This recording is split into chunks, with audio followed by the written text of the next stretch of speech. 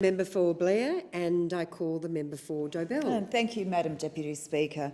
I rise today to share the story of Lifeline Central Coast Hunter and the Steel Magnolia Awards.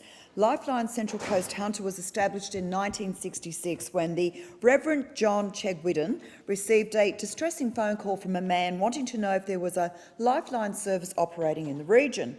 Well, since this day, almost 50 years ago, Lifeline has been supporting people suffering from mental health issues in our community. And sadly, the level of youth suicide on the Central Coast is far too high. In fact, 2 in 3 Australians know someone who has died through suicide, yet 1 in 4 are unaware of services providing support for people who are suicidal. But we are blessed in our community to have many dedicated people who are addressing this major issue, and organisations such as Lifeline provide much-needed support to those who are facing mental distress. Lifeline offers a beacon of hope and reassurance that life's challenges can be overcome. And over the years, Lifeline volunteers have heard stories from men and women of courage, strength and hope in the face of unimaginable adversity. The inspirational stories of the women helped by Lifeline inspired the creation of this Steel Magnolia Awards. And each year Lifeline holds a fundraiser and awards luncheon at the Mikalah Recreation Club at Tumbiumbi, which is an event I've proudly attended and supported for over 3 years now. Well, this year's Steel Magnolia Award recipient is Julia Sawyer. Julia established Blair's Wish in 2011 to assist children inflicted with a physical disability.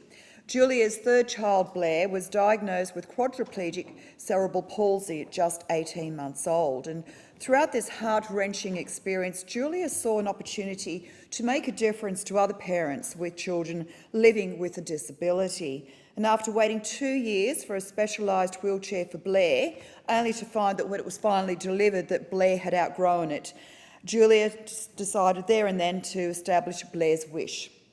Now, Blair's Wish started as a simple Facebook page, but it's grown from that, and now Blair's Wish vision is to operate a loan pool of vital equipment for children diagnosed with cerebral palsy and special needs children diagnosed with conditions similar to cerebral palsy, to provide support to families and children affected by cerebral palsy and similar disabilities and increase public awareness of cerebral palsy. And today these dreams have been realised through Julia's determination and willingness to approach businesses and source demonstration models of specialised equipment. In 2012, for her work with Blair's Wish, Julia was nominated at Central Coast New South Wales Volunteer of the Year Awards. Today, Blair's Wish supports many local families, and their team of dedicated volunteers help fundraise and distribute the equipment. And Julia's hope is to expand Blair's Wish to other regions to enable other families with disabled children to benefit from this outstanding initiative. I had the pleasure of meeting Julia and her husband, who have turned an extremely difficult position into a positive, and they are both wonderful parents, both driven by the love of their beautiful little boy Blair, and I do look forward to meeting Blair in the near future. Julia was selected from an outstanding group of candidates for this year's award, including Stephanie Van Leeuwen, Kathy Zernos, Catherine Bowley, Heather Crawford and Michelle Fenton. The Young Achiever Award recognises young women who have overcome adversity, and this is an area where Lifeline is particularly focused on making a difference. The winner of the Young Achiever Award was Mikalah Harnet. Mikalah's mother suffers from a degenerative condition that can leave her incapacitated. Mikalah is the eldest of 3 siblings and has taken on the role of carer in the home. Despite the fact that she doesn't lead the life of a normal teenager, Mikalah is committed to her studies and is working towards obtaining her higher school certificate. Within her Narara Valley High School community, Mikalah has created a young carer support group. This group provides a much-needed support network for other students in a similar situation. This is an example of how young people on the Central Coast are working together to address such challenges.